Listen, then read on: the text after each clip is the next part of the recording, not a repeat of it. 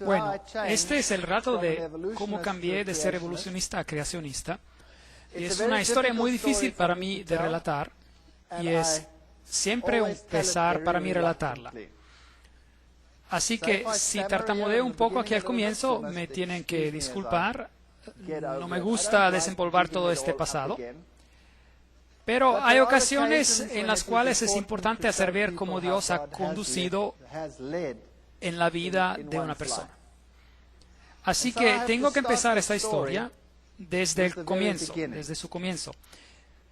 Y cuando ustedes escuchen estos comienzos, a lo mejor se van a dar cuenta de por qué ocurrió lo que ocurrió. Es una historia extraña. Algunos de ustedes pensarán que algunas partes son incomprensibles o a lo mejor parecen demasiado raras para ser verdad. Pero el relato sí ocurrió y es un hecho que ocurrió de esa manera y yo no lo puedo borrar, así que lo voy a relatar tal como ocurrió, o por lo menos lo que me acuerdo de él. Yo nací en una familia donde mi madre era una protestante luterana muy arraigada. Ella era muy fiel en su religión y mi padre era católico romano y él era también muy fiel en su religión. En esos días, y esto ocurrió antes del Concilio Vaticano II, y los protestantes, por no ser católicos, se los consideraba como perdidos según la doctrina católico-romana. Pero en matrimonios mixtos entre un católico y un protestante era esencial que el miembro no católico en ese matrimonio tenía que prometer que los hijos serían criados como católicos. Mi madre aceptó esto y ella sabía que yo sería criado como católico y sí, yo fui criado como católico. Y nunca hubo una discusión ni una pelea sobre la religión en mi casa.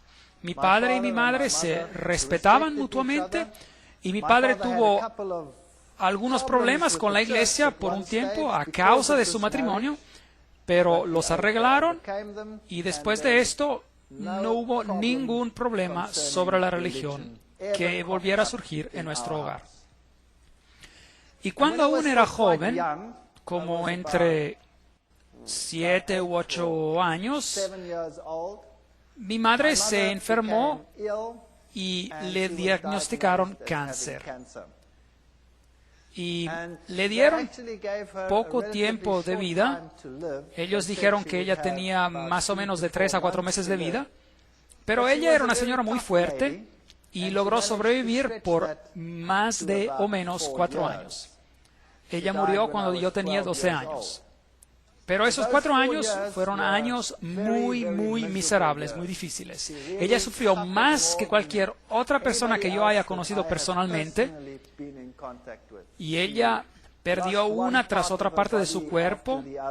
Tuvo una mastectomía y tuvieron que sacarle parte de sus intestinos. Tuvo colestomías. Y eventualmente se deterioró más y más y más. Y tuvo que pasar por operación tras operación. Y en esos días no eran tan sofisticados como lo son ahora. La quemaron bajo el tratamiento de radiaciones. Se les olvidó que ella estaba en el tratamiento y tuvieron que sacarle pedazos de piel negra. Así que ella sufrió de gran manera. Y a pesar de todo esto, ella nunca renunció a su fe. Y yo era muy apegado a mi madre. Pero a causa de todos los problemas que había en la casa y el hecho de que mi madre estaba al punto de muerte durante un largo periodo de tiempo, 4 años, había también bastante tensión en mi casa. En la escuela recibí también una instrucción religiosa. Yo estudiaba en una escuela protestante, la mayoría protestante, era la escuela alemana, y yo recibí la instrucción religiosa por separado. Los católicos iban a ver a la monja y ella nos daba la instrucción religiosa. Ahora, yo he encontrado monjas muy amables a lo largo de mi vida y he conocido a monjas que son verdaderamente dulces y suaves y que son muy amables con los que están a su alrededor. Pero esta monja en particular, que me daba instrucción religiosa, era una persona muy dura, según la experiencia que tuve de jovencito en ese entonces. Y constantemente me decía que era algo muy triste que mi madre, que era protestante, no vería al reino de los cielos, pero se asaría en el infierno por siempre y para siempre. Y esto me molestaba bastante porque yo quería mucho a mi madre, y especialmente porque ella tenía tanto sufrimiento en su vida. Y esto duró como unos 3, 4 años durante la enfermedad de mi madre. Y más seguía este asunto y más rebelde yo me volvía en cuanto a las enseñanzas que se me estaban dando. Yo iba a la iglesia muy regularmente, tenía que ir a la iglesia cada domingo con mi padre. Yo pasé por todos los sacramentos, como la comunión y todas las cosas que hacen los católicos. Y me volví tan resentido que al final solía ser bien descarado durante la clase de instrucción religiosa. Y me sacaron de la clase y se me dijo que tenía que sentarme afuera en el patio. Y por un par de años pasé por un infierno ardiente en esa escuela, porque el director de la escuela estaba de alguna manera relacionado con todo esto y cada vez que me veía me daba una paliza. Y yo lo tomaba bastante bien, puedo ser bastante arrogante, o mejor dicho, yo era bien arrogante, y a lo mejor ahora no lo soy tanto, pero si se me atraviesan de manera bien mala, o a lo mejor el hombre viejo en mí regresa, no sé, continuamente lucho en contra de esto. Bueno, el director me azotaba, y me acuerdo bien claramente que yo me agachaba, y él me azotaba 1, 2 y 3 veces, y yo le preguntaba, ¿ya ha acabado o se le ha paralizado su brazo? ¿Qué le está pasando? Y él se enojaba tanto que él empezaba a darme unos azototes bien fuertes, y cuando ya me había dado 6, yo le decía, dame uno más por favor, porque yo lo puedo llevar a la corte, porque no se les permitía azotar solo 6 veces. Eso era lo que le permitía, así que yo no era muy popular. Pero el momento vino cuando yo estaba sentado en la clase un día, en la clase de instrucción religiosa, y la monja me dijo otra vez que las personas que eran como nosotros, y en particular como mi madre, irían al infierno por siempre y para siempre. Y yo me enojé tanto que tomé el libro del catecismo y lo hice en pedazos y se lo arrojé a sus pies y le dije en un lenguaje no muy amable para un muchacho de esa edad, le dije lo que ella hiciera con su Dios. Y de ese día en adelante se me sacó de la clase de manera permanente y yo tenía que sentarme afuera en el patio, sea que lloviera o que el sol resplandeciera. Y mi vida en esa escuela fue una miseria total. Yo nunca les dije nada a mis padres, nadie nunca supo lo que me estaba ocurriendo. Había también otro maestro que me llamaba al frente de la clase, aún antes de que la clase empezara, y me decía, ¿puedes venir aquí al frente? Y yo iba al frente y él me golpeaba, ¡bam! ¡bam! Derecha e izquierda, y me sacaba de la clase. Así que se me estaba sacando de 2 clases regularmente y me convertí en un niño imposible. Solía sentarme arriba de los árboles cuando los maestros venían a buscarme y tenía estas piñas, estos piñones, y se los aventaba. Bueno, esos eran los tiempos. Bueno, de todos modos, llegó el momento cuando mi madre ya no pudo más, y yo tenía 12 años de edad y ella murió. Y de ese tiempo en adelante mi vida de hogar se desintegró por completo. Mi padre se casó con otra señora que era la típica madrastra, casi como una madrastra de los cuentos. No me quería a su alrededor para nada y posiblemente yo era un niño imposible, lo tengo que admitir. Así que me enviaron a hogares y ya no se permitió ir a la escuela. Tenía que dejar la escuela y aprender un oficio. Y es allí cuando me desperté y dije, no quiero hacer esto. Así que logré convencer a unos parientes y fui a otra escuela. Y pasé los años de escuela y salí bastante bien, no sobresaliente, pero tampoco muy mal. Y después fui al servicio militar y finalmente ingresé a la universidad. Pero desde la edad de 12 años en adelante yo ya no confiaba ni creía en Dios Para nada. En cuanto me concernía, si Dios existía, tenía que ser un dragón y yo no quería tener nada que ver con él. Y cuando ingresé a la universidad, allí estudié ciencias y estudié zoología y pensé que esto era lo mejor que había desde que había vida. Y allí descubrí todo sobre la teoría de la evolución y yo me encontraba en la universidad que era el bastión, la fortaleza de la evolución. La evolución se utilizaba para todo. Cada clase estaba basada sobre la evolución. Y es increíble porque esta universidad empezó como universidad religiosa y tiene un gran departamento de teología. Pero a pesar de eso, la Facultad de Ciencias era increíblemente secular y en cuanto a sus enseñanzas, muy basadas sobre la evolución. Tenían algunos nombres muy importantes en cuanto a sus profesores, como Robert Broom y personas como él que habían trabajado con la calavera del niño de Taung, el supuesto ancestro de los humanos, y nuestros museos estaban llenos de estos huesos. Y yo realmente me involucré en la teoría de la evolución y pensé que esta era la respuesta a todos los problemas. Durante mi estancia a la universidad tenía un compañero de cuarto. Me encontraba en el albergue para estudiantes y mi compañero de cuarto era una persona muy amable, pero él era muy seguidor de la nueva era. También en esos tiempos, y esto hace bastante tiempo, y en esos tiempos el nombre nueva era ni era conocido. Y él estaba involucrado en la cientología. ¿Saben lo que es la ciencia de la cientología? Donde los conectan con el detector llamado E-metro y uno tiene que regresar a sus vidas pasadas y pasar por todos los problemas que uno tuvo y uno limpia su karma, hablando de todo esto, y eventualmente uno se convierte en Dios y uno ya lo ha logrado. De todos modos, él se convirtió en mi mejor amigo. Y yo no tenía ningún sitio donde ir durante los fines de semana y no tenía ningún sitio donde ir durante las vacaciones. Siempre tuve que trabajar para poder salir adelante a la universidad porque mi madrastra había convencido a mi padre que él no tenía que pagarme nada, así que yo tuve que trabajar. Y años después, para que sepan, yo tuve una relación fantástica con mi padre y todo se arregló. Y como verán, las situaciones peores se pueden arreglar también, ya verán. Y durante las vacaciones yo no sabía qué hacer, así que iba a la casa de este compañero y él vivía a una distancia de 2.000 kilómetros en otra ciudad que se llamaba Durban.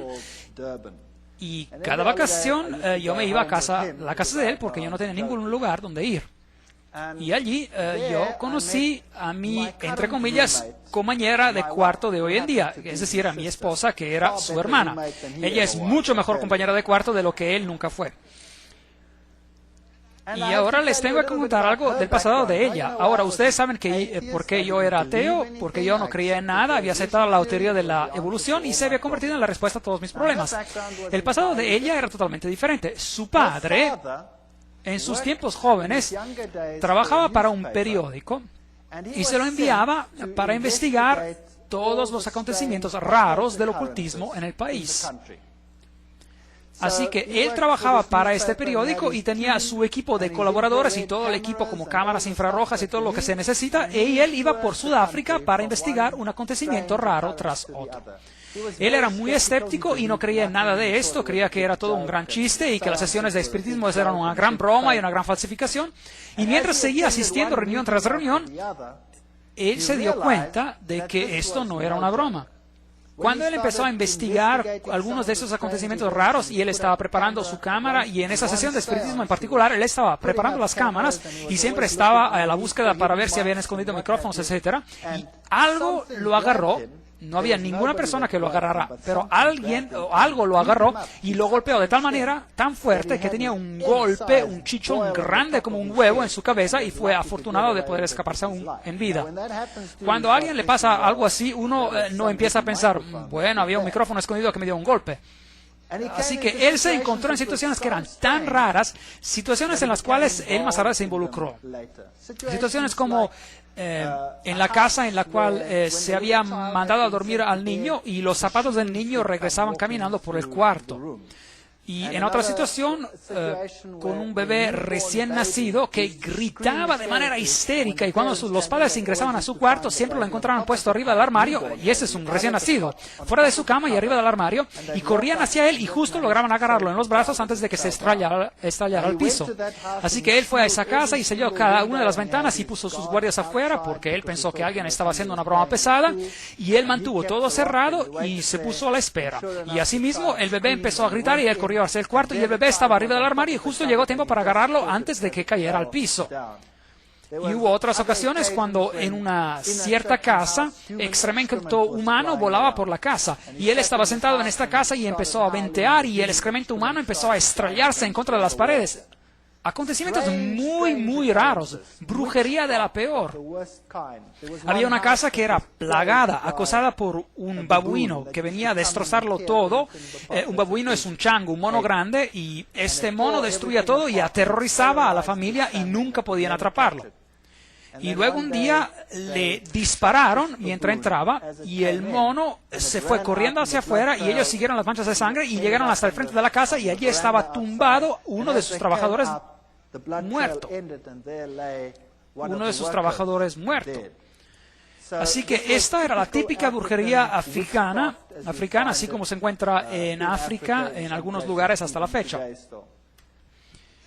Y esto lo convenció de que había algo que estaba realmente ocurriendo, y él se involucró en sesiones de espiritismo más profundamente, y después empezó a aprender que había medium más elevados y medium de más bajo nivel. Los de más bajo nivel eran para la gente de bajo nivel, y los medium de nivel más elevado se comunican con los espíritus mejores.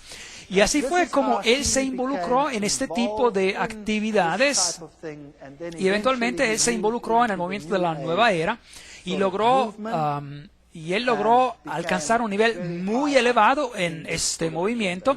Él escribió libros sobre esto, y él fue muy bien recibido en estos círculos de personas. Años después, los padres de mi esposa se divorciaron, y él se casó con una persona, una dama, que también había alcanzado una posición muy, muy elevada en el movimiento de la nueva era. De hecho, es una de las instructoras en el curso de los milagros. Ella enseña a la gente cómo convertirse en Cristo y cómo hacer milagros. Situaciones increíblemente malvadas ocurrían de vez en cuando en ese hogar. Los acontecimientos que ocurrieron en la casa de mi esposa cuando ella era niña son acontecimientos muy, muy extraños. Tenían una silla donde había supuestamente alguien que estaba sentado y que se oía respirar profundamente. Y había también un bastón que caminaba por sí solo y traqueteaba y cosas parecidas. Y ella creció con estas situaciones, y para ella esto no era nada. Ella estaba acostumbrada. Y para mí esto era bien extraño. Yo era ateo y no creía en nada, y trataba de racionalizar todo eso de manera científica. Y después, cuando mi esposa y yo nos casamos, nos mudamos a la ciudad donde yo estaba en la universidad, y durante años no nos ocurrió ningún problema grave. Y después, con mi esposa, tuvimos nuestro primer hijo y nuestro segundo hijo, y después nuestro hijo más joven. Mi esposa estaba embarazada de él, y mi suegro vino a visitarnos. Y él se quedó en un departamento que teníamos afuera de la casa, y él se quedó allí con nosotros. Y pensando bien las cosas, yo creo que es ahí donde todo empezó a ocurrir, porque si uno tiene una presencia de ocultismo, del ocultismo, uno va a tener esa presencia en su casa por mucho tiempo. Les quiero también decir que cuando estábamos recién casados, fuimos a vivir muy cerca de ellos, y pasaron acontecimientos muy, muy extraños en nuestra casa. Acontecimientos absolutamente horrorosos en algunas ocasiones. Nuestros platos volaban por el cuarto y se estallaban contra la pared, y cosas similares. O cuando uno estacionaba el coche y el coche empezaba a tambalear, moviéndose hacia un lado del garaje. Ocurrieron cosas muy extrañas en esos entonces. Pero uno se olvida de esos acontecimientos y uno los racionaliza y piensa que a lo mejor no existieron, pero eran acontecimientos extraños. Cuando mi esposa estaba embarazada con nuestro último hijo, y mi suegro se mudó a vivir en nuestra propiedad. Ella se enfermó de manera grave y estaba tan enferma que nosotros no pensábamos que ella sobreviviría. Y ella entraba y salía del hospital y tenía que estar con un respirador y estaba muy, muy enferma. Y después pensamos que había algo que estaba mal con el embarazo, y los doctores analizaron todo y ellos dijeron que lo mejor que se podría hacer era de abortar, porque el niño estaba probablemente muerto. En esos tiempos aún no tenían un escáner en los hospitales, así que no podían saber exactamente y no sabían si a lo mejor el niño ya estaba muerto o no. Así que decidimos que teníamos que transferir a mi esposa a otro hospital donde tenían un escáner, y ya logramos hacer eso. Y ella estaba muy enferma, tenía una temperatura muy elevada, y ellos hicieron el escaneo, y este pequeño feto era de un tamaño así de pequeño, y él se encontraba en muy buen estado y estaba chupando su pulgar. Así que nosotros decidimos que no íbamos a abortar, pero más bien que íbamos a continuar con el embarazo. Y íbamos a ver todo lo que ocurriría. Y por fin, después de 9 meses de infierno y de enfermedades y de toser y de pasar más tiempo en el hospital que afuera del hospital, ya dejaron salir a mi esposa y el niño nació. Y este niño era el niño más miserable que uno se pueda imaginar. Era un niño imposible. Él gritaba desde la mañana hasta la noche. Si uno quería darle de comer, uno tenía que envolverlo varias veces en una manta para que no pudiera mover sus brazos, porque si no él agarraría y rasguñaría a uno con sus uñas mientras se le trataba de darle de comer. Y si uno lo ponía en la cama, él gritaba y gritaba y seguía gritando. Así que teníamos un método donde uno quedaba sentado cerca de él y mecía la cama por largo tiempo hasta que por fin el niño se dormía. Y uno se iba a hurtadillas a la cama y trataba de dormirse, y el momento que uno lograba dormirse, el niño empezaba a gritar otra vez. Y esto siguió por meses, una situación absolutamente caótica. Y no había nada que uno pudiera hacer para apaciguar a este niño. Mi esposa estaba destrozada y yo estaba destrozado, estábamos todos totalmente hechos pedazos. Y después, una noche, a las 2 de la mañana, yo tuve un sueño, que alguien me estaba estrangulando. Y el sueño fue tan real que me desperté sudando frío de la cara, y mi corazón estaba latiendo como loco, como si fuera un tambor tocando rápidamente, y yo me senté tieso tratando de recuperarme de esa pesadilla terrible que había tenido, y justo el momento después, el pequeñito en el cuarto al lado del nuestro gritó como si alguien lo estuviese matando. Y mi esposa y yo recibimos un susto tan grande que salimos corriendo de la cama y corrimos hacia nuestro pequeño bebé y lo tomamos en los brazos, y cuando hicimos eso, él empezó a temblar de manera violenta y su temperatura subía y le daban convulsiones por la fiebre. Así que lo llevamos de urgencia al hospital y lo miraron y tuvieron que poner en una tienda, una carpa de refrigeración. Tenían una tienda, una carpa que tenía temperaturas bajas, y le pusieron una infusión endovenosa, y después él estaría entre la vida y la muerte. Y él se recuperaba de esa situación y regresaba a la casa y permanecía tan imposible como antes de irse al hospital, y después las cosas iban bien por unas 2 o 3 o 4 semanas, no me acuerdo exactamente del periodo de tiempo entre estos ataques, y después exactamente a las 2 de la mañana, precisamente a esa hora, era siniestro. Teníamos un reloj en nuestra cama, era uno de esos relojes digitales que muestra la hora, y así que uno podía ver que eran exactamente ahí, eran las 2 de la mañana. Las 2 de la mañana. Y en ese momento es que yo me despertaba con ese sentimiento terrible de que alguien me estaba estrangulando, y sacudía levemente a mi esposa y le decía: acabo de tener esa pesadilla horrorosa otra vez. Y después el pequeñito gritaba en el cuarto del lado, y salíamos corriendo y lo tomamos en los brazos, y lo mismo ocurría. Y las cosas se volvían tan graves que pensábamos que no lograríamos llegar al hospital y que el niño no sobreviviría. Y no había nada que uno pudiera hacer. En cuanto empezaba a gritar, sus temperaturas subía, y subía de tal manera que él se desvanecía. Eventualmente en el hospital llegaron a conocernos también que tenían el lugar preparado para él cuando quiera que se necesitara. No sabían lo que le estaba pasando, nunca pudieron encontrar la causa. En una de estas ocasiones el doctor dijo que tenían que inyectarlo en su zona lumbar, porque tenía que haber algo que estaba mal con el fluido de su espina dorsal. A lo mejor tenía un tipo de infección cerebral que estaba causando esto. Y yo me acuerdo que lo estaba llevando al hospital y era solo un bebé. Y después él gritó de tal manera que mi esposa se puso histérica. Y cuando los doctores salieron a vernos, dijeron, esto es increíble. Había 4 adultos que tenían que inmovilizar a este bebé. Y él tenía menos de 1 año de edad. Y había 4 adultos que tenían que inmovilizarlo porque él les daba trabajo a los 4. Así que este pequeño bebé, no cabe duda, estaba bien poseído.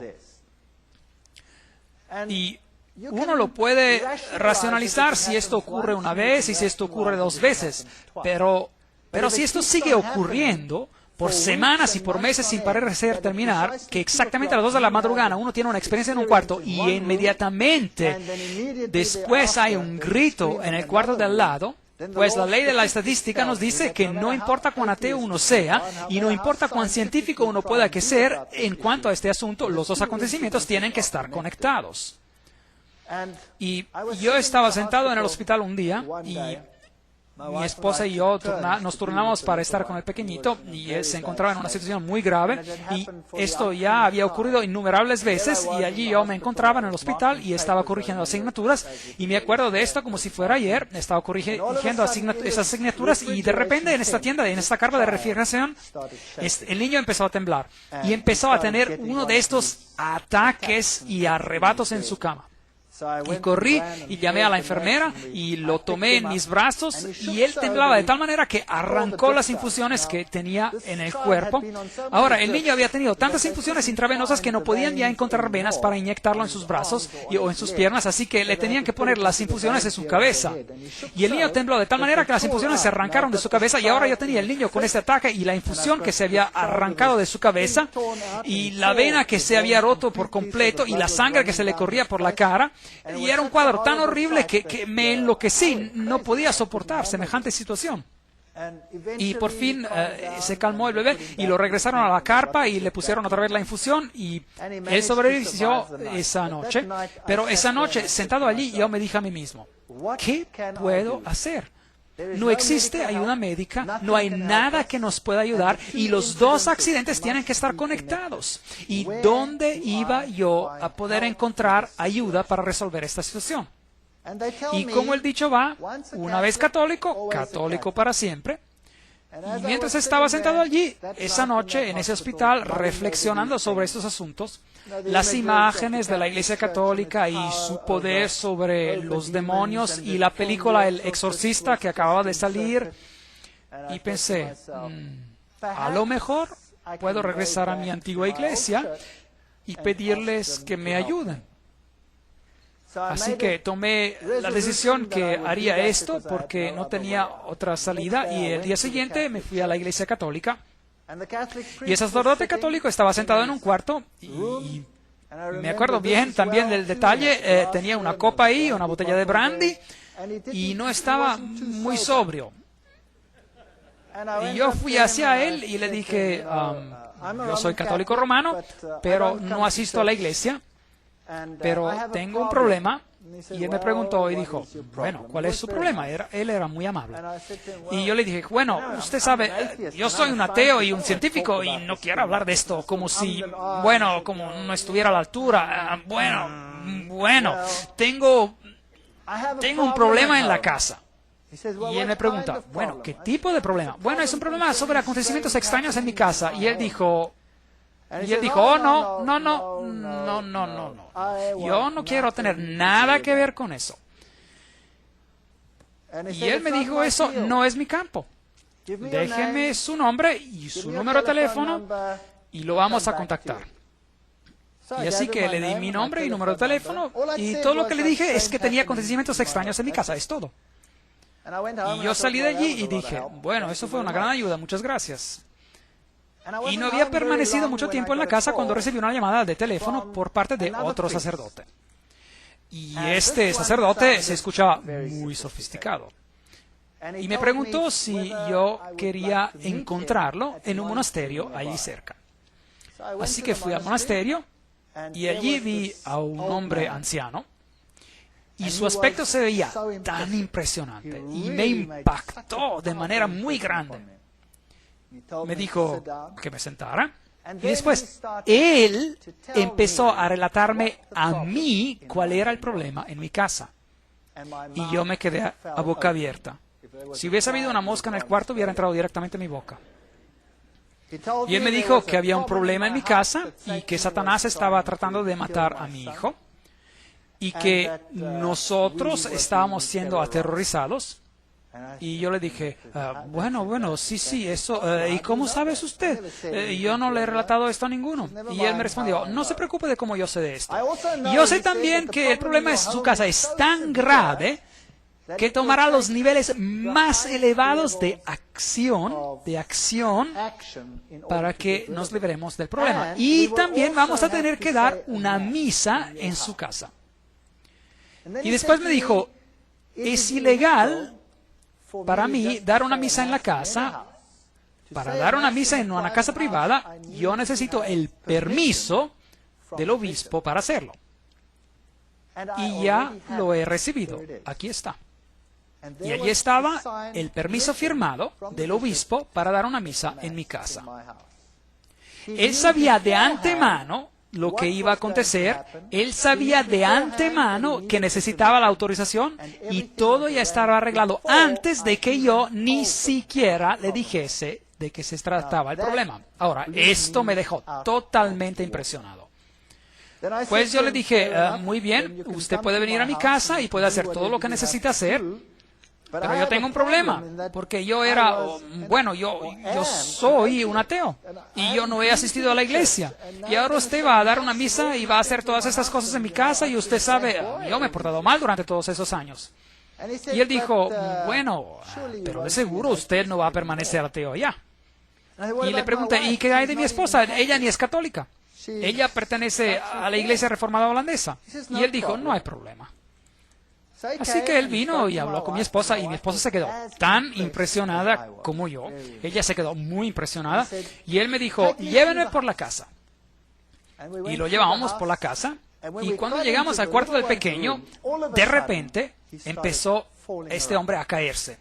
Y ya no podía permanecerse de pie, este hombre anciano, y yo me quedé detrás de él y estaba tratando de sostenerlo, así como lo hacen en la plataforma de esos ministerios religiosos cuando alguien se va a caer y no saben de qué lado la persona va a caer. Bueno, ocurrió lo mismo con él. Él estaba ahí temblando y sudando y siendo verdaderamente sacudido. Y eventualmente la cosa se calmó y lo llevamos a los otros cuartos y después ingresamos a nuestro cuarto y otra vez empezó a caer, pero no de manera tan grave como en el cuarto del pequeñito. Y después me dijo, el cuarto del pequeñito es el lugar peor de su casa. Ahora tenemos que exorcizar su casa entera. Tráigame algo de agua. Le trajimos algo de agua. Y después él sacó una sal especial, que dijo que era una sal muy, muy especial, una sal bendita para exorcizar. Y él hizo la señal de la cruz con la sal en el agua. Y después me dijo que él tenía un anillo en particular, que tenía las reliquias de un santo en particular, que era potente en cuanto a exorcizar. Y él, ese sacerdote, había sido un exorcista para la Iglesia Católica Romana en muchas naciones. Él era de Irlanda.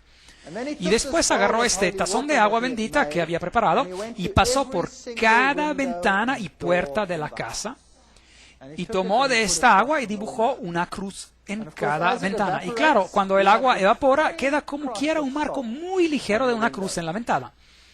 Y él pasó por toda la casa con esta agua bendita y después puso el agua bendita al piso y después dijo, ahora vamos a dar la Santa Misa aquí en el cuarto de este niño. Y él preparó todo y mientras él estaba preparando, nosotros teníamos muchos animales domésticos, mascotas en la casa, un perro y 2 gatos y todo tipo de animal y todos los animales que uno tiene cuando tiene niños en la casa. Y mientras él estaba preparando la misa, de repente todos los animales vinieron al cuarto corriendo, ¡boom!, de golpe. Y allí estaban sentados. Y yo miré todo esto y dije, esto es extraño, ¿qué está ocurriendo? Y él dijo, bueno, él dio la misa y después antes de irse, él dijo, ahora, lo que ustedes tienen que hacer es que arriba de cada cama de cada niño, ustedes tienen que poner lo siguiente. Y él sacó de su bolsillo amuletos de Lourdes, donde María había aparecido, de Lourdes, y él nos dijo, nos dio los amuletos de Lourdes y nos dijo que había muchos falsos, pero estos eran los originales, y nos dijo que teníamos que ponerlos sobre cada cama de los niños. Y después hizo algo increíble, tomó la cruz con la cual él había sido ordenado y me la dio y me dijo, esta póngala sobre el pequeñito. Yo odio cuando el diablo destruye a niños pequeños. Así que la colgamos ahí arriba, y mi esposa estaba dando clases de cerámica en la escuela técnica y había hecho una vasija muy bella y decidió dársela como un regalo, porque ¿cómo puede uno pagar por lo que este hombre había hecho?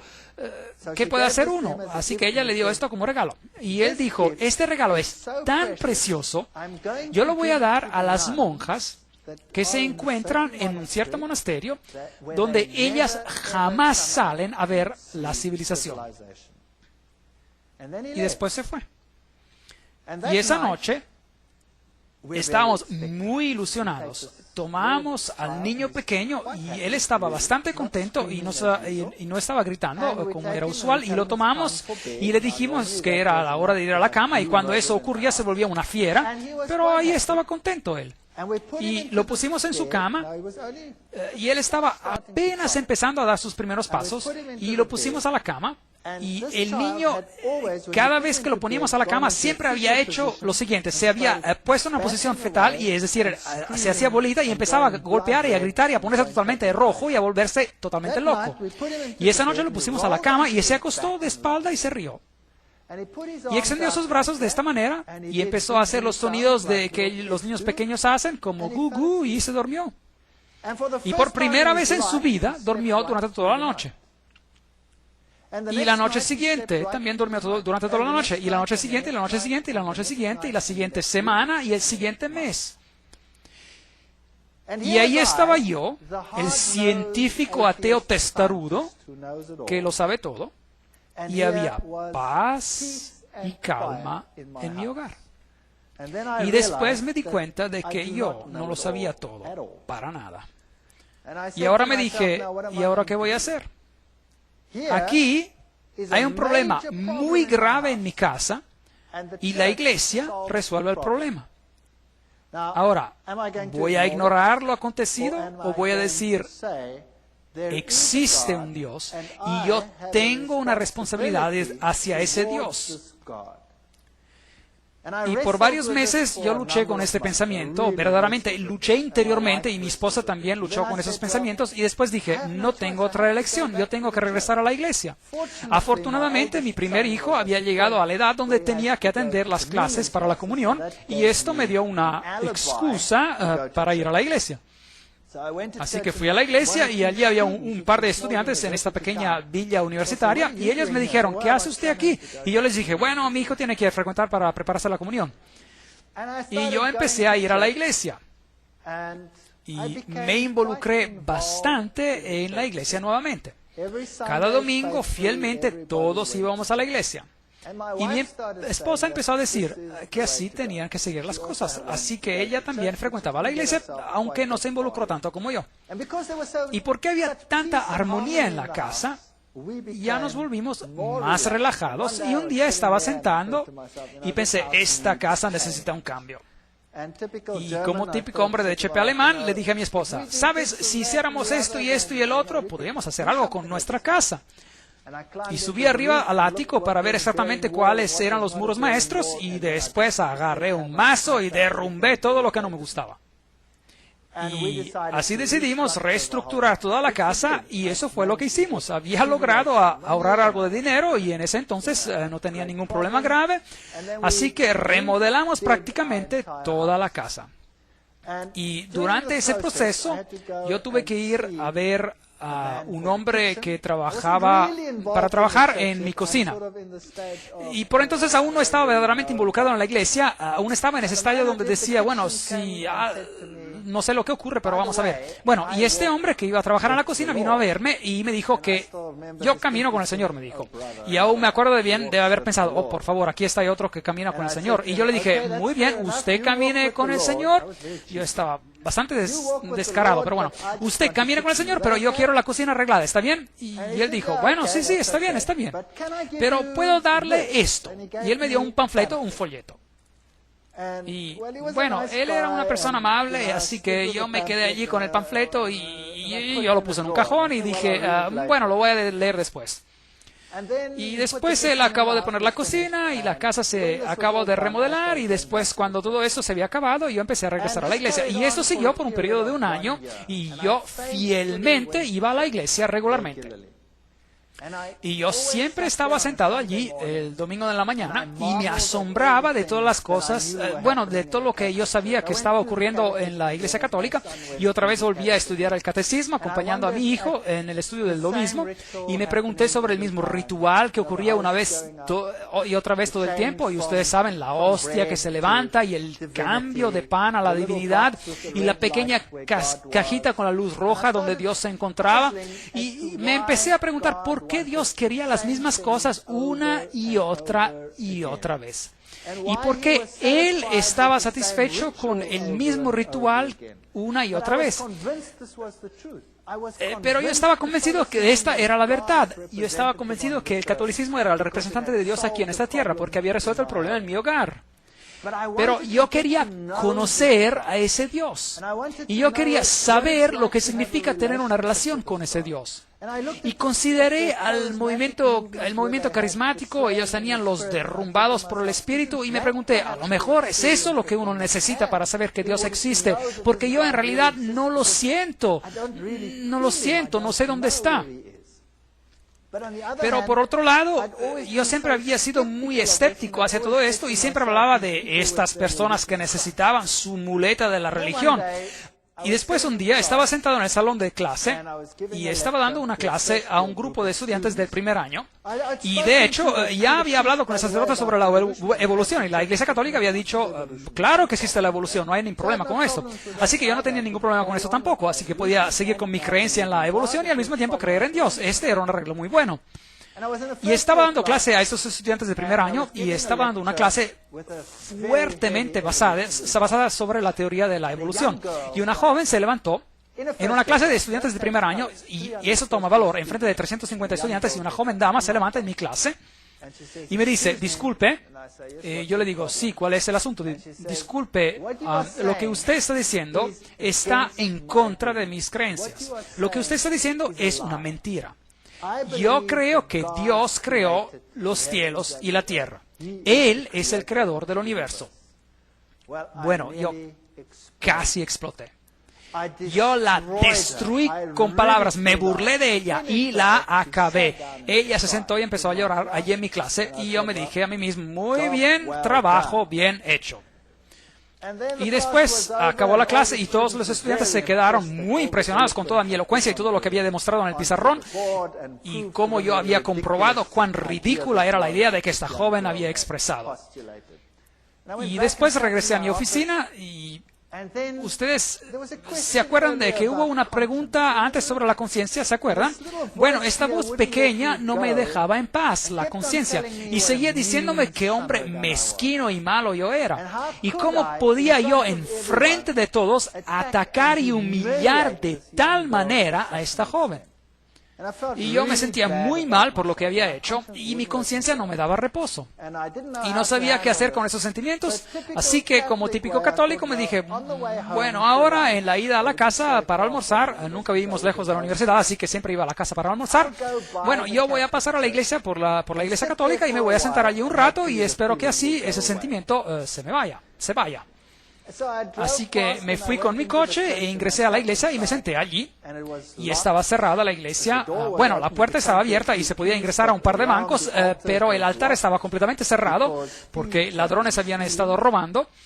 Y yo me senté allí y hablé con Dios y miré hacia la pequeña luz roja, que significa que la hostia estaba allí, y eso significaba que la presencia de Dios estaba allí también. Y me sorprendió de que Él estuviera encerrado, entre comillas, en esa cajita pequeña.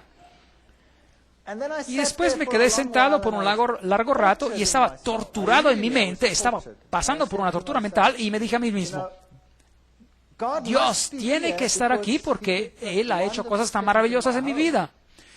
Mi familia es totalmente diferente. Mi esposa había aceptado de ser convertida. Yo había llamado al sacerdote católico para que viniera a nuestra casa para que ella se convirtiera en católica, pero por alguna razón él nunca logró pasar por la casa. Siempre tenía cosas que hacer, pero como quiera, él había quedado de pasar a la casa. Y yo estaba sentado en la iglesia y estaba luchando con Dios y le dije que yo tenía todos esos sentimientos y no sabía dónde él se encontraba. Y nunca lo había verdaderamente encontrado. Y yo sabía que en otras iglesias había todos esos acontecimientos interesantes que estaban ocurriendo. Y aquí ocurría siempre lo mismo, cada domingo. ¿Y dónde estás, Dios?, decía. Y yo me quedé sentado allí en la banca y le dije a Dios: bien, si tú verdaderamente existes, ahora me tienes que hacer ver, porque yo verdaderamente no te puedo encontrar. Y con ese sentimiento me fui a la casa, sintiéndome un poco mejor. Y algo típico de mi persona, llegué a la casa rápido y empecé a rebuscar en un cajón, estaba buscando algo y de repente, mientras estaba buscando en el cajón, mi mano agarró ese panfleto, ese folleto. Ese ocurrió un año después de que ese hombre que caminaba con el Señor me había dado ese panfleto. Y yo tomé el panfleto y empecé a leerlo. Estaba escrito en alemán y tenía 3 columnas. Tenía la ley de Dios en una columna y tenía la ley según la Iglesia Católica y tenía la ley según la Iglesia Luterana. Y luego explicaba cómo los mandamientos habían sido cambiados por la Iglesia y tenía también los textos bíblicos de cómo habían sido cambiados. Y yo pensé en mí mismo: ahora, ¿qué tipo de basura es esto? Esto es una basura total. Y le hablé a mi esposa y le dije: esposa, bueno, no le dije así, la llamé por su nombre y yo le pregunté: ¿tenemos una Biblia en la casa? Y ella dijo: no, no creo, yo no creo que tengamos una Biblia. ¿Cómo que no? Claro que debe haber una Biblia en la casa. Hemos estado yendo a la iglesia por casi un año y no tenemos una Biblia en la casa. Había muchos libros de catecismo en la casa, así que tomé un libro del catecismo y lo abrí y leí, y efectivamente los mandamientos indicados en el panfleto eran idénticos con los que estaban escritos en el libro del catecismo. Y después me acordé de una vieja caja que una señora anciana que había muerto me había dejado. Y la había puesto en el garaje después de haber ordenado algunas cosas, y me acordé de que había muchos libros en la caja y yo sabía que una señora anciana seguro debía de tener una Biblia. Así que salí afuera al garaje y empecé a rebuscar en la caja, y de cierto allí encontré una vieja Biblia alemana. Así que ingresé a la casa y la abrí y allí estaba. Los 10 mandamientos eran totalmente diferentes comparados con los mandamientos que tenía en el libro del catecismo. Y esto me dejó perplejo.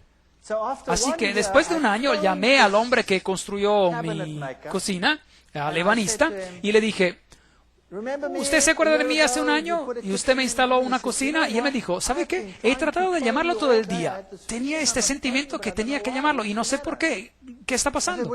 Y yo le dije: ¿podría venir a visitarme? Usted me dejó un panfleto y me gustaría hablar sobre este panfleto con usted. Y él vino después de un año y vino a verme, era una persona amable, y empezamos a hablar. Y después empezamos a hablar de las Escrituras, de la Biblia. Y empezamos a hablar sobre el libro de Daniel y las profecías sobre Daniel capítulo 7, y las estudiamos con él y tomamos notas y hablamos hasta las 3 de la mañana, y él regresó al día siguiente y al día siguiente, y en 3 días habíamos estudiado Daniel y Apocalipsis, todos los hechos históricos y todas estas cosas, y yo no le creía ni una palabra. Y después decidí que la única manera que íbamos a resolver esto es si yo iba a comprobar si cada uno de los hechos estaban así como él me los había explicado. Si es que esos reinos y esos reyes estaban así como me lo había explicado. Así que regresé a la universidad, al departamento de historia, al departamento de teología, y agarré todo lo que pasó por mis manos y controlé y comprobé si los hechos estaban correctos. Y si estaban correctos. Y después empecé a descubrir que el pequeño cuerno de Daniel, el capítulo 7, si uno lo toma así como la Biblia lo dice, no puede ser nadie más que la Iglesia Católica. Y esto fue algo que me chocó, que me impactó totalmente. Y después estudié la versión protestante que dice que el cuerno pequeño era el rey Antioquio Epifanio, o Epifanes el cuarto, y estudié todo eso. Y encontré que no puede ser él porque ninguno de los criterios encaja. Y vi también cómo las escrituras habían sido cambiadas sobre algunos de esos puntos. Pero para ser imparcial, invité al sacerdote católico a mi casa.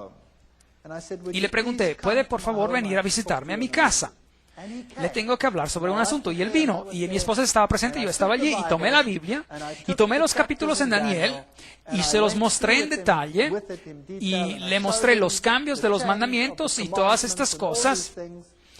Y después me dijo, yo no te puedo hablar de este asunto porque yo no estoy metido, no estoy enfocado en la palabra en la Biblia para nada. Y yo me quedé a boca abierta. Frente a mí se encontraba un sacerdote y él no estaba metido, no estaba enfocado en la palabra. Y él dijo, tenemos algunos especialistas que están metidos, están enfocados a la palabra. Pero para mí no tiene ningún sentido lo que usted dijo. Y se fue. Y después llamé a pastores de otras iglesias y debatimos, a veces hasta las horas tardías de la noche, sobre lo que el pequeño cuerno era. Y cada vez que regresaban a mencionar a Antioquio Epifanio, yo les decía, pero no puede ser porque él se levanta después de Roma, el cuerno pequeño. No puede haber sido un rey durante los tiempos griegos. Y eventualmente ellos también se iban y decían que no puede ser de otra manera. Así que yo estaba delante de este terrible dilema. Y lo peor de todo fue en que empezamos a hablar sobre el sábado. Este otro hombre, el de la cocina y yo. Y estudiamos todo sobre el tema del sábado. Y yo le dije, pero esto es ridículo. ¿Cómo pueden ustedes guardar un mandamiento? Porque dice que el Señor en 6 días creó los cielos y la tierra, el mar y todas las cosas que en ellos hay. Esto es totalmente ridículo. Todo empezó a existir gracias a la evolución. Y él dijo, no, todo empezó a existir gracias a la creación. Dios lo creó. Y se me calentó la cabeza y yo le dije, pero eso es basura. Y él me dijo, se lo voy a comprobar. Y yo le dije, inténtalo pues. Y él lo intentó. Y el día siguiente él vino a mi casa con una pila de libros de este tamaño, todo sobre el creacionismo. Y me los dio. Y yo me acuerdo que cuando revisé esos libros y daba mi clase rápidamente y regresaba a mi oficina, revisé esos libros muy rápidamente y se los regresé en un periodo de tiempo muy corto.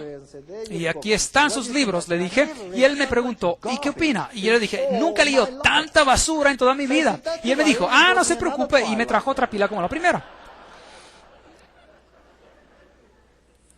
Y también revisé esos libros y era todo tan confuso y lleno de tanta basura. Y le regresé los libros. Estos libros no son para nada científicos, no puedo aceptar esto. Así que debatimos sobre si Dios era el creador o si no era el creador y yo lo maté con la ciencia. Tenía todo el vocabulario científico a mi disposición, era un catedrático, un evolucionista y yo sabía qué decirle a gente como él. Yo había sido entrenado para esto y sabía cómo aniquilar a gente que se oponía al científico en alguno de estos campos. Y él se frustró de tal manera conmigo y un día él se frustró tanto que me dijo, ¿sabe qué? ¿Qué? Y yo no tengo un problema con la evolución o la creación. Usted tiene un problema. Y usted resuélvalo.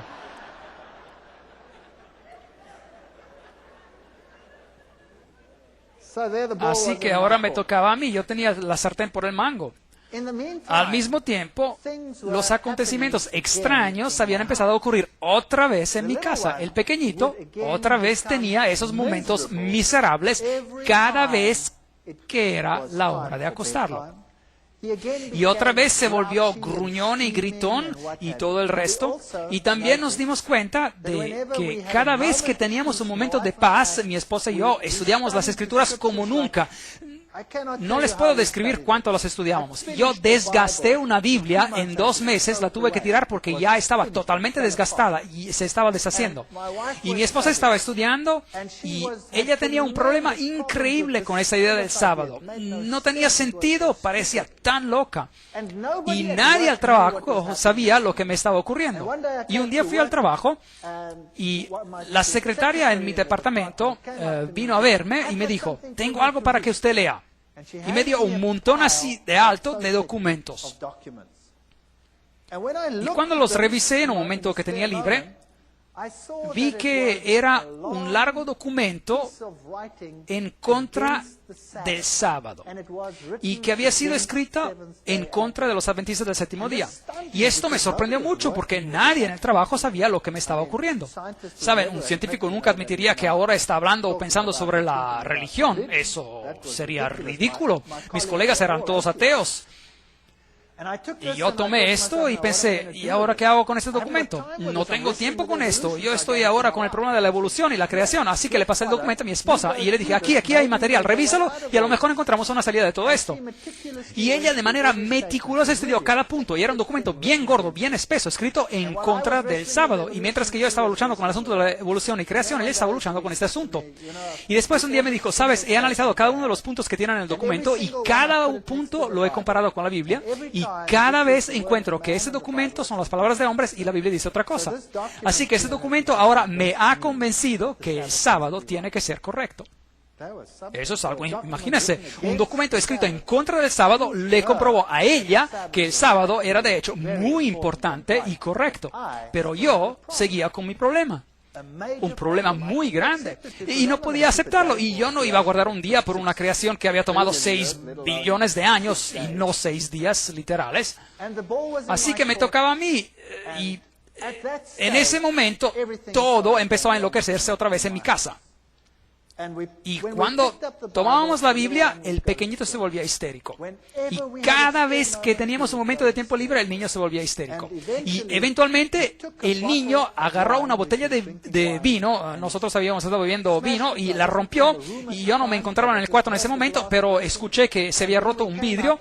Y después fuimos a ver y lo que estaba ocurriendo. Y él estaba pisando sobre todos los pedazos de vidrio rotos y sus pies estaban cortados por todos lados y su dedo grande casi se cortó por completo. Así que de regreso otra vez al hospital y le cosieron el dedo gordo, y de ese momento otra vez empezó la pesadilla en nuestra casa. Y yo estaba luchando en mi mente con la cuestión del sábado. Y un día estaba en la biblioteca de la universidad, y en esa universidad teníamos una biblioteca basada sobre la evolución, y era la biblioteca más grande de ese tipo en todo el hemisferio sur del planeta. Y yo me dije, bueno, tiene que haber una solución. Y me dije en mi mente, Dios, si hay algo que está mal con esta teoría de la evolución, yo no lo he encontrado, y tú me lo tienes que mostrar, porque nadie me puede mostrar esto. E ingresé a la biblioteca y tomé un libro. Y mientras estaba saliendo, un colega me paró y me dijo, un momento, hay otro libro que usted tiene que tomar, que es el mismo libro que este, pero una nueva edición.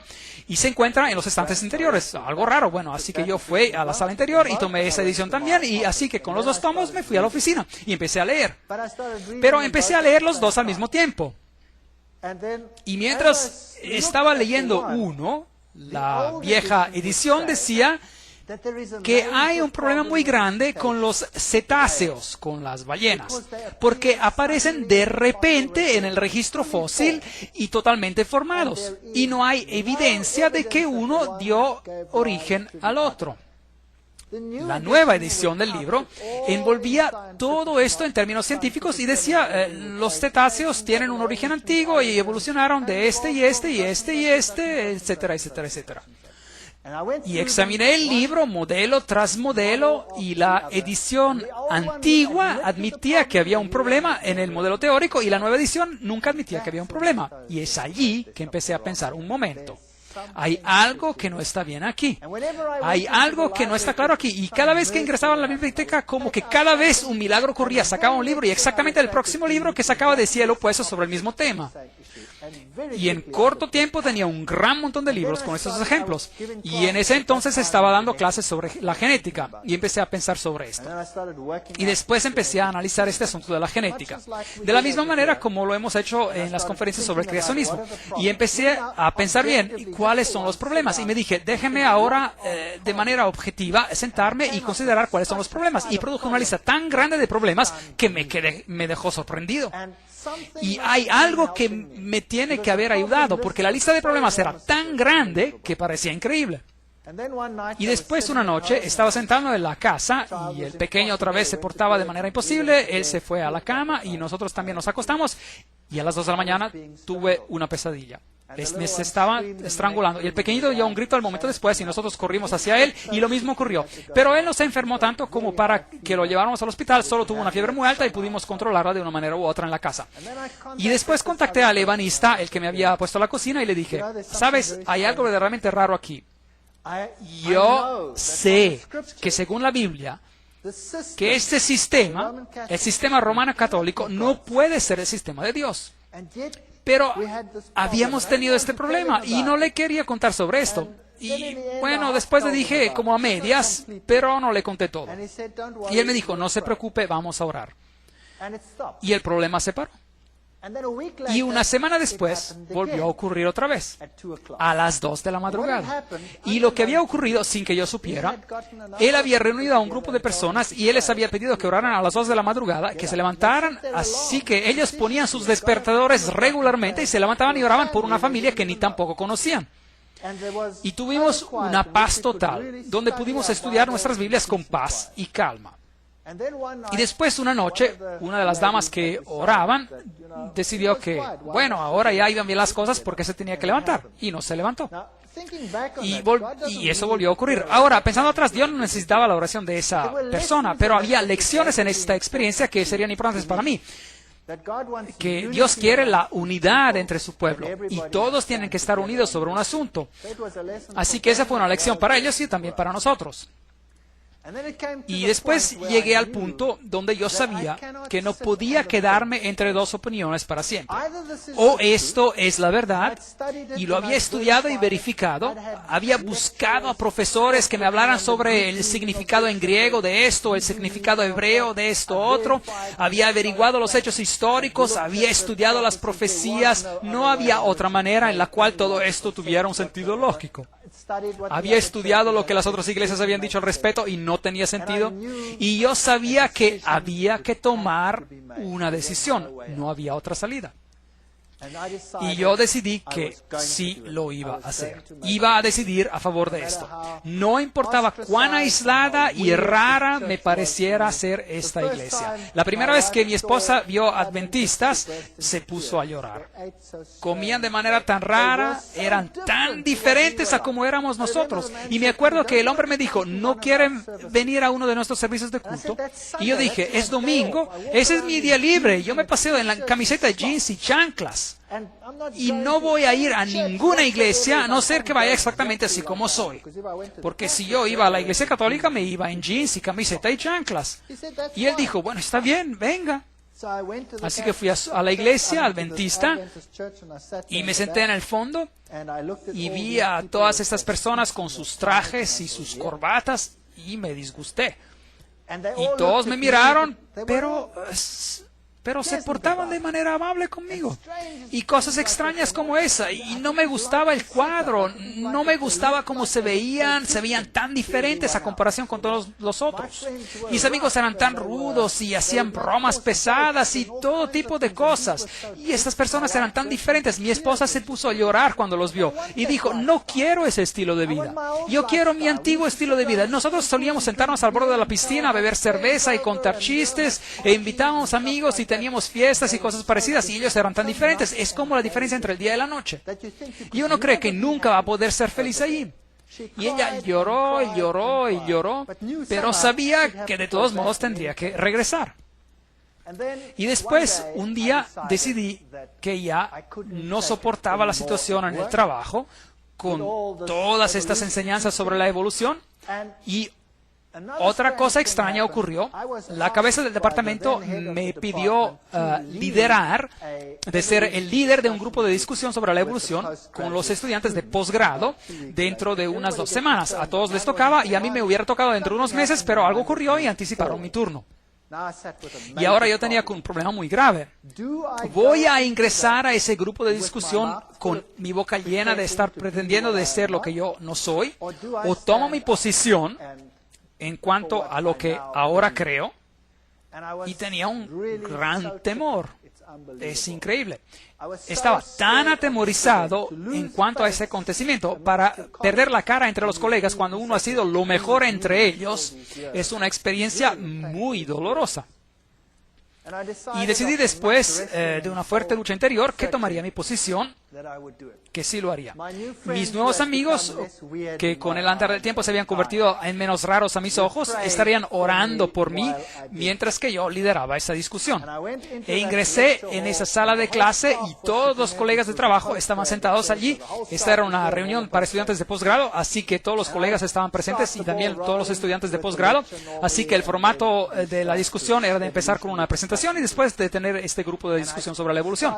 Y empecé la presentación y después cambié el tema y hablé sobre los genes y mencioné cada uno de los problemas. Y conté todo el sistema genético así como lo había entendido en esa fecha. Y dije al fin, y por esto, la evolución no es posible. Bueno, la primera reacción fue silencio absoluto.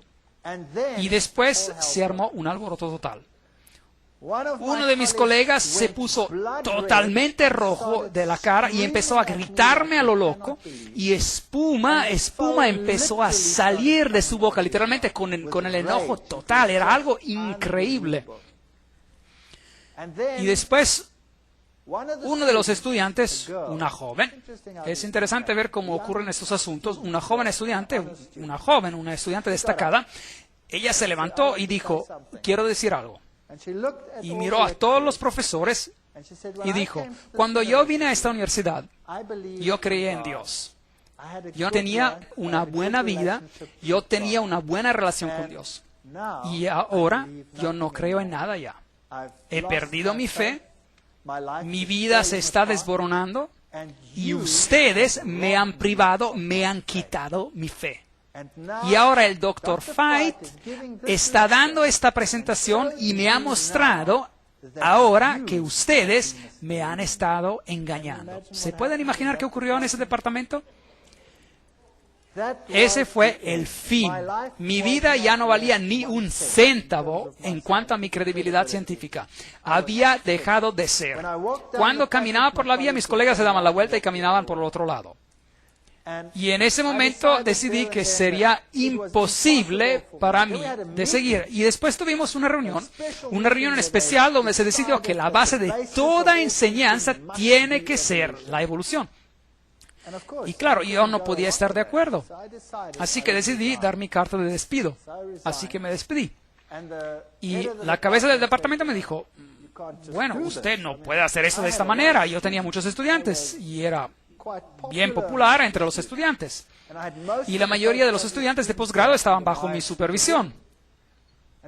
Y después el rector de la universidad me llamó para que lo viera. Y el rector dijo que tenía que ir a verlo. Y bueno, pensé yo, ahora tengo que ir a ver al rector. ¿Y qué voy a hacer? Nunca he tenido algo bueno como que vestir. Nunca había tenido un traje en mi vida, así que me compré un traje para ir a ver al rector. ¿Lo pueden creer? Y cuando me puse ese traje tonto para ir a ver al rector, algo me impactó tremendamente, como si me hubiera dado un relámpago. Es algo personal, y me dije, mira qué estás haciendo, tonto. Te pones un traje para ir a hablar con un hombre, pero cuando vas a visitar a Dios, te pones unos jeans y una camiseta. Bueno, eso es algo muy personal y a mí no me interesa si alguien va a la iglesia con sus jeans y su camiseta. Eso está bien, pero eso es algo para mí a nivel personal. Y esto me estorbaba. Y después fui a la oficina del rector y me senté enfrente del rector y empezamos a hablar. Y él habló conmigo por 1 hora. Y era muy difícil para la universidad deshacerse de mí, porque yo tenía todos estos estudiantes a cargo. Y empezamos a hablar y por fin él dijo, ¿sabes? ¿Qué pasa si decides de no armar problemas? Pues te podríamos dar algo mejor. Eso sería de promoverte a nivel de profesor. Y yo era bastante joven y hubiera sido el profesor más joven de la universidad. Y yo lo miré y le dije, el precio es demasiado alto. Y yo me voy a ir como quiera. Y después él dijo, bueno, esto es muy interesante. Y de hecho, ¿quién cree usted que tiene la verdad? Y allí estaba, sentado en silencio. ¿Voy yo a admitir que yo creo que una pequeña secta que todos detestan tiene la verdad? Y digo esto a un hombre que tiene esta posición tan elevada en esta universidad y también en el gobierno en general. Y empecé a divagar y bueno, usted sabe, Cristo, las iglesias, bueno, sea lo que sea, ni me acuerdo de lo que le dije. Y él me dijo, no, eso no es lo que yo quiero saber. Yo quiero saber de usted, ¿quién dice usted que tiene la verdad? Bueno, hice lo mismo que la vez anterior. Y él me paró y dijo, no, yo no quiero saber de eso. Yo quiero saber de usted, ¿quién cree usted que tiene la verdad?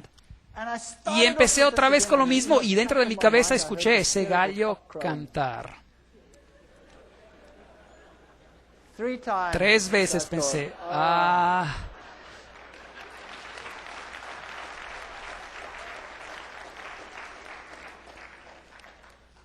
y le dije, bueno, yo creo que es la Iglesia Adventista del Séptimo Día que está predicando la verdad. Y ahora pensé, bueno, ahora ya sé que soy un hombre muerto. Y él no dijo nada, ni una palabra. Y él dijo, bueno, muchas gracias. Le doy mis congratulaciones sobre sus decisiones y espero que todo vaya bien con usted. Y eso es todo lo que dijo. Y me despedí de la universidad y puse mi casa en venta y la primerísima persona que vino a verla ingresó y dijo, increíble, qué casa increíble, y la compró. La primera persona. Y ahora tenía ese dinero y sabía que mi credibilidad científica se había acabado. La carrera universitaria era algo que había renunciado a causa de mi fe. Y Dios se ocuparía de mí de ahora en adelante. Y todo iba a salir requete bien. Ahora voy a recibir este dinero y vamos a hacer algo grande con él. Vamos a empezar una pequeña hacienda en algún lugar y vamos a hacer que la gente venga y vamos a dar testimonio y vamos a hacer grandes cosas con ese dinero. Y reuní a algunas personas y empezamos este proyecto y plantamos trigo y el trigo creció a lo loco. Y creció tan alto que los campesinos de todo el distrito vinieron y dijeron, ustedes que trabajaron en la universidad, ustedes saben algo de especial. Y yo dije, no, estamos haciendo exactamente lo mismo que hacen ustedes, pero me dije a mí mismo, es porque nosotros estamos caminando con Dios, es por esto que nuestro trigo ha crecido mucho más que el de ustedes. Y si ustedes hicieran lo mismo, también el trigo de ustedes crecería de la misma manera. ¿Ves? Una vez cristiano, todo les va a ir de manera fantástica. Y estaba contento de estar afuera de la universidad y nos mudamos a ese lugar y empezamos a poner en marcha el proyecto. Y nuestro dinero estaba todo invertido en el terreno. Invertimos mucho más dinero en préstamos para conseguir todo lo que se necesita para una cosecha de trigo. Todo para hacer toda esta cosecha de trigo. Y después una bandada de pájaros llegó, que era tan grande como nunca he visto en mi vida. Y pasaron por alto todas las haciendas con el trigo pequeño y se bajaron en el mío y lo hicieron su casa y quedaron solo rastrojos. Y después de eso, un acontecimiento tras otro, todo fue mal. Hubo sanciones contra Sudáfrica en ese entonces, la economía fue totalmente destruida, las tasas de interés que habían quedado al 3-4% subieron repentinamente hasta el 28, el 30 y en algunos casos hasta el 36%. Y los préstamos que se podían pagar muy cómodamente se convirtieron en una pesadilla total. Y la única manera de ganar dinero se nos quitó y fuimos totalmente destruidos. Todo lo que jamás había poseído se fue de un golpe, desvanecido como la arena entre los dedos. Y todos los medios que me servían de apoyo desvanecieron. Y los pájaros se comieron la cosecha de mi campo. Y yo le dije a Dios, ¿cómo puedes hacerme algo así? ¿Cómo me puedes destruir? ¿Cómo puedes permitir que algo así ocurra? Y ya no tenía nada con que sustentarme, ya no tenía nada. Mi credibilidad científica era cero. Nunca podía regresar a mi trabajo anterior, era acabado. Y las cosas se pusieron peor, y llegamos al punto cuando ya no nos quedaba nada, ni comida, nada. Y mi esposa y mis hijos y yo nos sentamos y hablamos sobre el asunto y decidimos, si esta era la verdad, y yo no creo que todo lo que había ocurrido había venido desde el otro lado. Ven, cuando yo tomé mi decisión, mi hijo había cambiado. Él se convirtió en un niño totalmente diferente. Antes, aun cuando no estaba enfermo, él tenía como quiera una mirada oscura y sombría en su cara. Y él cambió de tal manera que se convirtió en el más dulce y amable niño en nuestra casa. Se convirtió en un placer de vivir con él. Y yo sabía que lo que había ocurrido anteriormente había sido una artimaña. Yo sé que la Biblia dice que Belcebú no va a echar afuera a Belcebú. Pero lo que había ocurrido en mi casa es que no había sido echado afuera por Belcebú. Cuando la Iglesia Católica había venido y hecho lo que tenían que hacer, Satanás había dicho a sus demonios, quédense quietos. Y cuando ustedes se queden quietos y permitan al niño que se relaje, ellos serán atrapados el doble de lo que lo estaban antes. Y eso ocurrió también.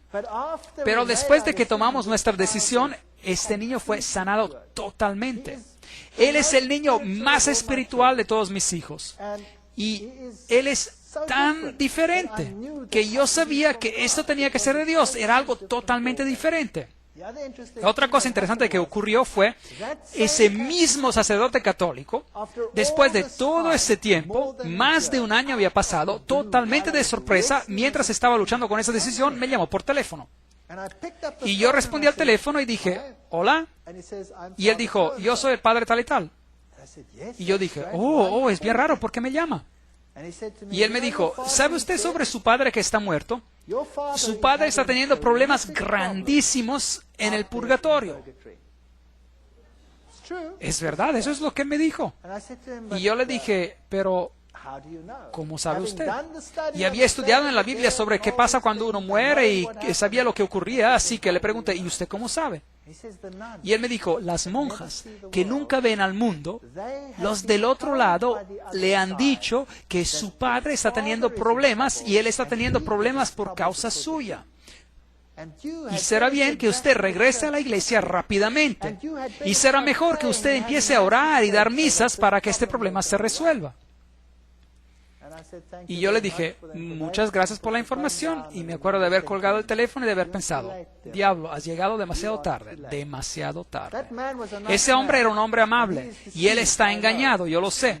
Y espero que el Señor lo conduzca un día a una vida mejor y una comprensión mejor. Pero aquí me encontraba en esta hacienda sin dinero, sin medios, sin nada. Con una carrera destruida, sin una posibilidad de poder regresar, aislado, el hazme reír del mundo académico y sin dinero, Y nos arrodillamos y reclamamos cada promesa en la Biblia. Y dijimos, Señor, tú has prometido, tú cuidarás de todas nuestras necesidades. Tú has prometido que los hijos del hombre justo jamás se verán mendigando en las calles. Y no hay ninguna salida de la situación donde nos encontramos. No hay dinero, no hay comida, no hay nada. Pero nosotros creemos en tus promesas. Y escribimos una carta y pusimos por escrito todas las promesas y dijimos, tú no puedes mentir.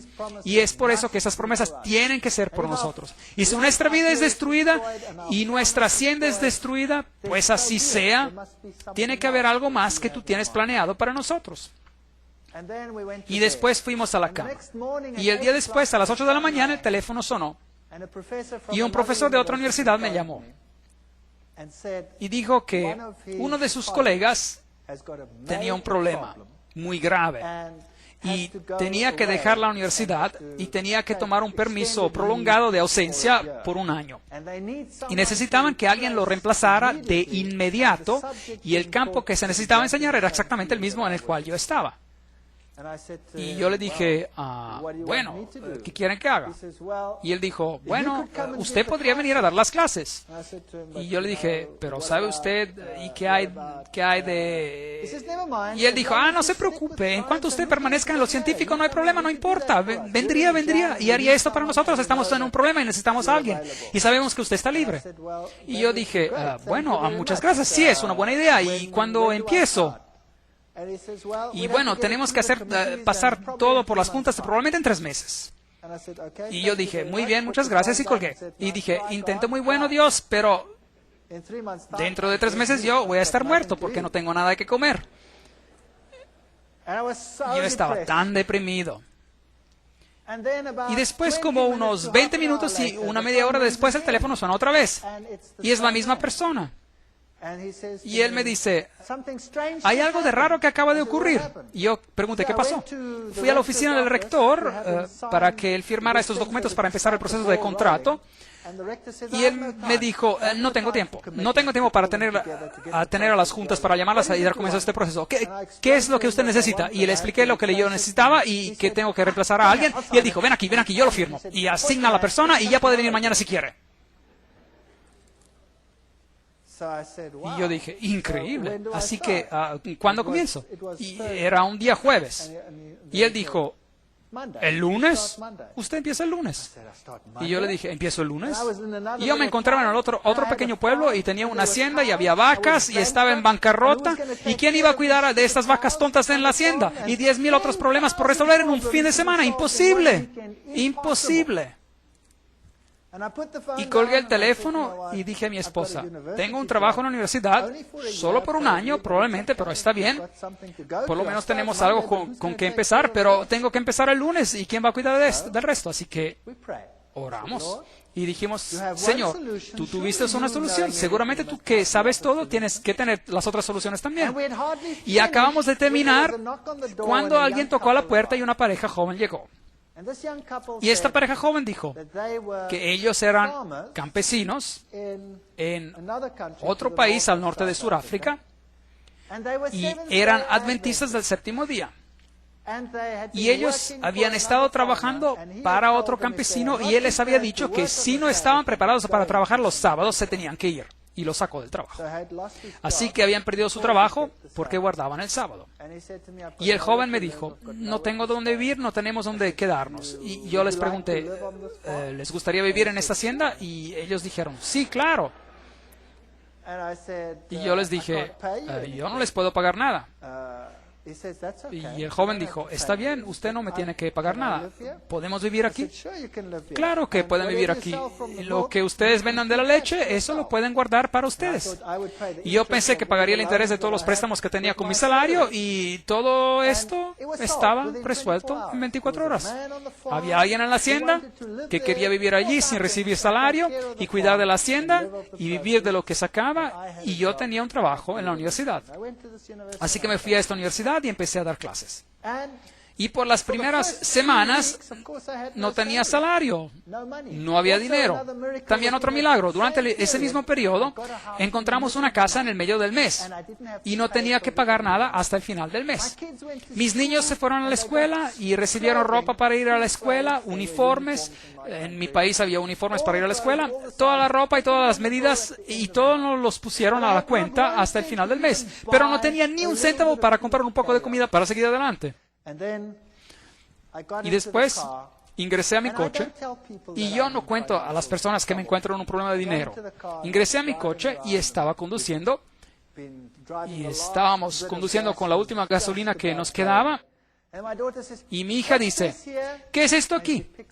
Y ella recogió 150 rand, la moneda de Sudáfrica, en esos tiempos equivalía a $150, y dijo, estaban en el piso, y la semana después encontramos otros 150.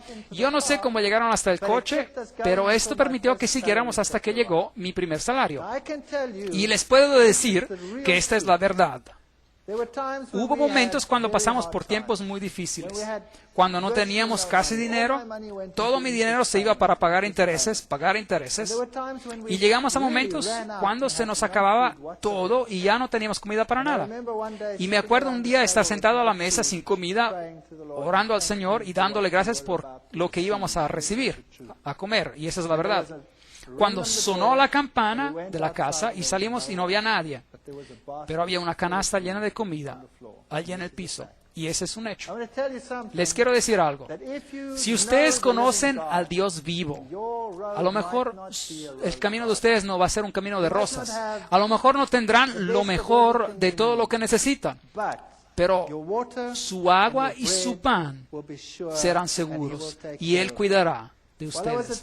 Mientras me encontraba en esa universidad, había estado dando clases por los primeros 3 meses cuando motines, disturbios estallaron en la universidad. Había un caos tan grande en mi país, había motines por todos lados. El rector ordenó que se pospusieran los exámenes.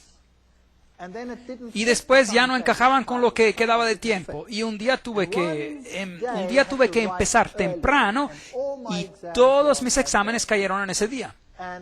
Y después la cabeza del departamento me llamó y yo le dije, ¿qué tengo que hacer ahora? He hecho todo lo que tengo que hacer acá. Y por 6 semanas ya no hay nada que va a suceder, solo motines en el campus de la universidad. No tengo exámenes que dar las próximas semanas. ¿Qué tengo que hacer? Y él dijo, vete, ve a la luna por lo que me importa. Y regresa en 6 semanas. Y mientras alguien había arreglado al mismo tiempo para que yo fuera por un viaje por 6 semanas a los Estados Unidos y otros lugares para observar las puertas petrificadas y otras cosas alrededor del mundo. Y yo había dicho a esa persona, olvídense, acabo de empezar un trabajo y no puedo decirle a mi jefe que me quiero ausentar por 6 semanas. Y allí estaban las 6 semanas. Y pude viajar a esta gira de estudios. Ustedes han visto muchas de esas fotos en estas conferencias. Y yo les podría contar una historia tras otra y los podría mantener ocupados toda la noche. Les quiero decir que el Señor intervino con tal poder en nuestras vidas, y mientras seguimos con nuestras vidas nuevamente, de regreso a la universidad, empezaron a respetarme por la ciencia que estaba practicando. Y eventualmente me dieron una posición permanente y tuve que empezar otra vez del comienzo. Antes era profesor adjunto y ahora era profesor auxiliar y eventualmente regresar a ser profesor adjunto y después profesor y después cabeza de departamento, a pesar de lo que yo creo y a pesar de lo que yo digo. Si ustedes piensan de que Dios no puede cuidar de ustedes, yo les quiero decir, Él puede hacer todo. Yo estoy empleado en una universidad secular. Yo soy profesor y cabeza del departamento de zoología en una universidad secular. Y yo enseño y predico el creacionismo, lo cual es imposible en cuanto a imaginación humana. Y a pesar de eso, yo tengo esa posición. Nunca tengan miedo de tomar posición por el Señor y por su verdad. Si usted es honesto, el Señor se va a ocupar de todas sus necesidades. Yo no sé si esto va a ser para siempre. Tarde o temprano alguien va a cerrar la posibilidad, pero no me importa. El Señor va a tener algo más. Y Él está ofreciendo lo mismo para cada uno de ustedes. Tomen un paso por lo que es correcto. Hagan lo que es correcto. Y el Señor va a cumplir cada una de sus promesas. Muchas gracias.